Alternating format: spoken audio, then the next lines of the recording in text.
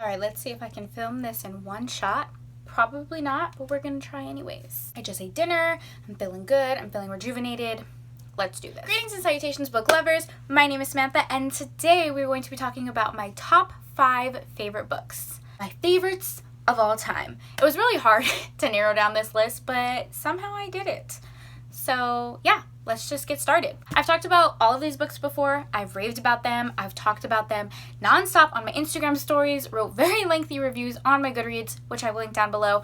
And yeah, so this list is probably going to come as no surprise. Sort of just wanted to compile it into one concise video. I tried to challenge myself and do my top 3 favorites, but that was way too hard. So I decided to do my top 5 favorite books of all time. These are the 5 books that I would recommend if somebody asked me what my favorite books were. I have a lot of romance in here, no surprise. I'm just really excited to talk about these books. They just make me inexplicably happy. Just looking at them makes me smile. I want to reread all of them. I gave them all 5 stars, obviously. So the first one I want to talk about is I'll Give You the Sun by Jandy Nelson. I think this is my #1 favorite book of all time. This book holds such a special place in my heart because it made me so emotional when I was reading it. This book does have romance in it, but it's a very light romance, and it's definitely not the center of the book. The center of the book is truly focused on familial relationships, family relationships of Noah and Jude, who are brother and sister. They're twins, and it sort of follows them in 2 different timelines, the past and the present. In the past, you get to see them really close, but something happened, a tragic event happened that sort of tore them apart, and they're no longer close. So in the past, you get to see what exactly happened that tore them apart, and in the present, you get to see them sort of find their way back to each other. And it is one of the most beautifully written books. It will make you sob, it will make you laugh. I just loved it. The second that I read it, I instantly wanted to reread it because there's so many nuances to this book that is just beautiful. Like, chef's kiss. Everything about this book is absolutely perfect. Both characters are incredibly flawed. They both make mistakes. They're both the reason that the relationship sort of fell apart. But you get to see them grow as people. You get to see them grow together, and it's just so good. I have like all of the emotions when I'm reading this book. So the way that the synopsis describes this book is perfect. It says, the early years are Noah's to tell, the later years are Jude's, but they each have only half the story. And if they can find their way back to one another, they'll have a chance to remake their world. That's a perfect way to describe this book. I highly recommend this to everyone. I think you guys would really enjoy it. The next book is another book I cannot shut up about, and that is Strange Grace by Tessa Gratton.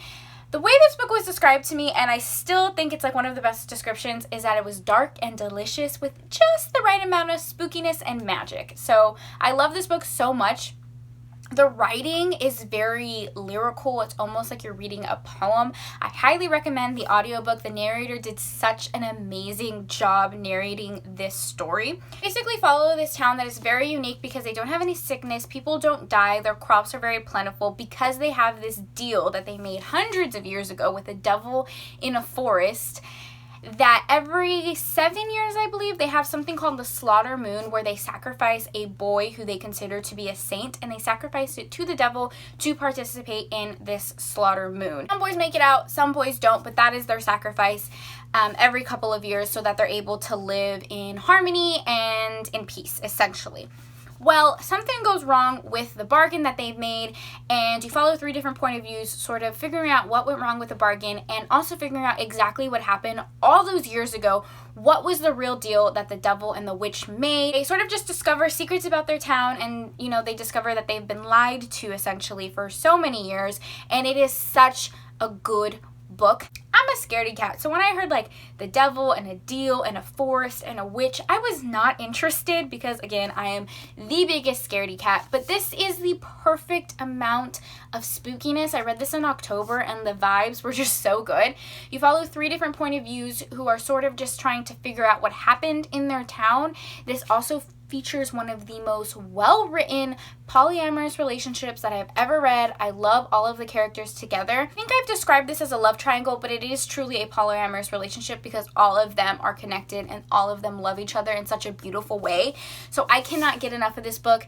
It is definitely a book I would say to listen to the audiobook as you're reading it because there's so much detail packed in the writing, and I just think you guys would really enjoy it. Okay, so this next book just makes me smile and gives me like those fun little butterflies in my stomach, and that is Josh and Hazel's Guide to Not Dating by Christina Lauren. Love Christina Lauren. They are the magical duo of romance to me. They write some of my favorite books, and it was so hard to just pick one.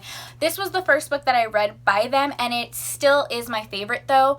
I love Josh and Hazel together so much. I love the premise of the story. It is absolutely hilarious and so sugary sweet. If you want like just a fluffy romance that's just gonna make you laugh and smile, I would definitely recommend this one.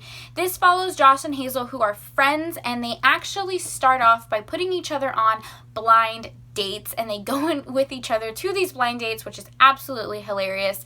It's a friends to lovers romance, and you just get to see them fall for each other in the sweetest way. Hazel is a quirky character. She's very eccentric, very outgoing, where Josh is more reserved, but they fit together and mesh together so well. Josh never tries to change Hazel.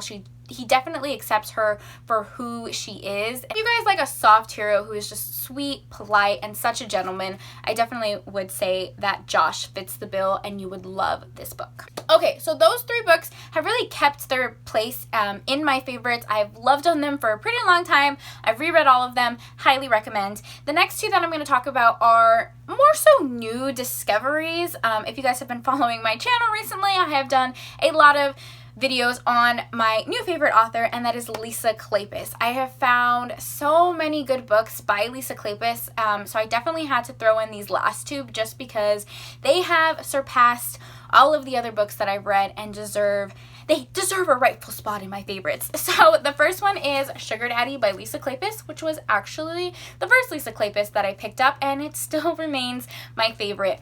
Liberty, our female character in this book, is hands down probably one of my favorite female characters I've ever read about. She's definitely a character that I connect to so much. I love her morals, I love her personality, and I just love seeing her grow in this book because you follow her when she's a teenager all the way up to when she's an adult, and I just love the growth she has as a character. One of my favorite tropes is a love triangle. By the way, another one of my favorite tropes is a friends to lovers romance, which this one definitely has, obviously. And my second favorite trope is a love triangle, which this book has. Now, please, please, please do not let the title fool you. This is not a sugar daddy romance.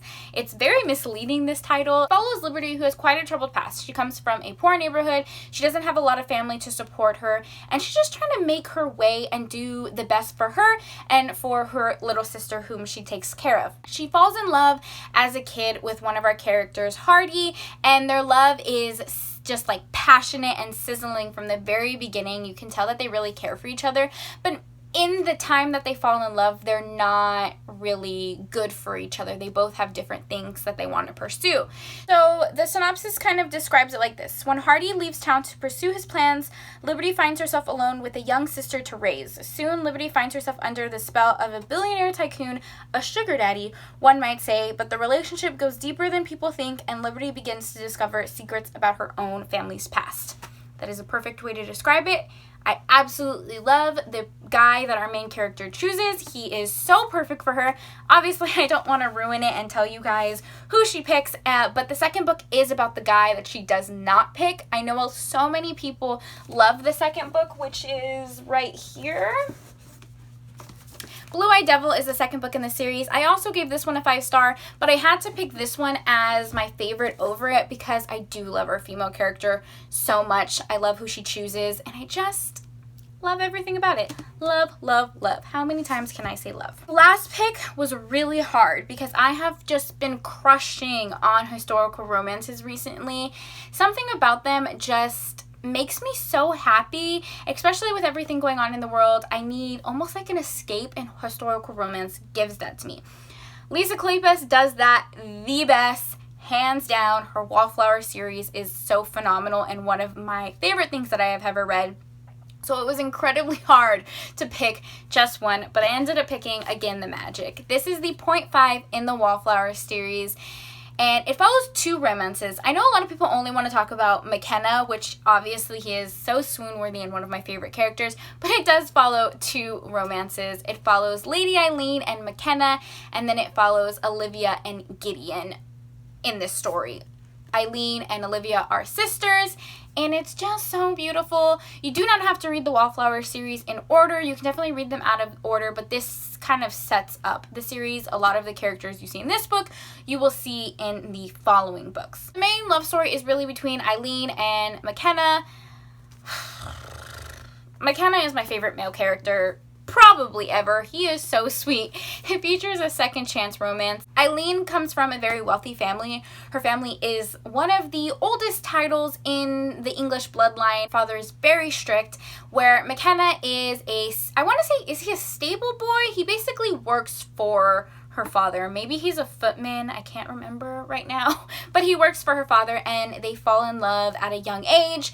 Her father is absolutely furious, not happy with that. Something happens where they end up getting separated, and then years later they come back. But there's a lot of secrets and a lot of hurt that happens because obviously McKenna is upset that he had been sent away. He has a little bit of resentment, so he comes back to sort of prove himself because he became a self-made man in America, and they're both very different people. So to see them come together years later is just such like a heartbreaking romance, and I think you guys would really, really enjoy it. If you are just getting into historical romances, this is the one I would absolutely recommend.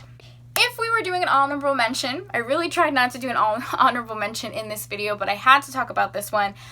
Again, the Wallflower series is just one of my favorite series of all time, and I really enjoyed Devil in Winter by Lisa Kleypas. This is probably one of her most highly rated books. When I first started getting into Lisa Kleypas, this was the one that everybody recommended to me because everybody loves Sebastian. He is such a rake and an absolute fool. And he's so humorous. This book is so lovely. So it follows Evie and Sebastian. Evie is one of our shyer wallflowers. She has a bit of a stutter, does not come from a very supportive family, and has a lot of insecurities. Versus Sebastian, who is just an absolute scoundrel. He only cares about himself. He only cares about money. They end up marrying for a marriage of convenience. Sebastian wants money and Evie wants protection from her family, so they end up coming together for that. Obviously, they fall in love, and the way they fall in love is so sweet and just, yes. This book was actually also really hilarious. I found myself laughing so much because Sebastian is just like an absolute fool, and he's one of the best characters ever. So I had to mention this one as an honorable mention. Show you guys the step backs because these are also some of my favorite step backs. This is the step back from Again the Magic. McKenna, my darling, is just so perfect. And then this is the step back from Devil in Winter, which I think is probably my favorite historical romance step back because I just love her hair flowing in the wind. We're in snow. So perfect. Absolutely love it. So those were my top 5 favorite books with an honorable mention. I hope you guys check these books out because they are so, so good. Thank you so much for taking time out of your day to spend time with me. It means the world to me. I hope you guys are all staying happy and healthy, and I'll talk to you guys next time.